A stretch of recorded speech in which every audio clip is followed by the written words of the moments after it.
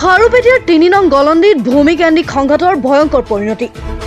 ৫০ জনীয়া লোকৰ আক্ৰমণত নিশেষ প্ৰায় এটা পৰিয়াল ডেগাৰৰ আক্ৰমণত নিহত এজন আৰু আহত মহিলাসহ ৪জনকৈ লোক নিহত লোকজন আমিৰ হামজা আৰু আহত আলী আহমেদ আব্দুল মজিদ আমিৰুন নেছা আৰু আমিনুল হক বুলি জানিব পৰা গৈছে ইতিমধ্যে আমিৰুন নেছা আৰু আলী আহমেদৰ অৱস্থা সংকটজনক জানিব পৰা মতে গাঁওখনৰ মৃত আব্দুল কাদেৰ আৰু আব্দুল মজিদৰ পৰিয়ালৰ মাজত দীৰ্ঘদিন ধৰি চলি আহিছে ভূমিকেন্দ্ৰিক সংঘাত আদালতত চলি আছিল গোচৰ বৃহস্পতিবাৰে সন্ধিয়া আমিৰ হামজা কাখৰৰে এঘৰৰ পৰা নিমন্ত্ৰণ ৰক্ষা কৰি ঘৰ মুৱা হোৱা অৱস্থাত পূৰ্ব পৰিকল্পিতভাৱে আব্দুল কাদেৰৰ পৰিয়ালসহ প্ৰায় ৫০ জনীয়া লোকে দা লাঠি আৰু ডেগাৰে উপজুপৰি আক্ৰমণ কৰে আমিৰ হামজাক চিঞৰ শুনি ঘৰৰ পৰা বাকী লোকসকলো ওলাই অহাত তেওঁলোককো আক্ৰমণ কৰে আব্দুল কাদেৰৰ পৰিয়ালে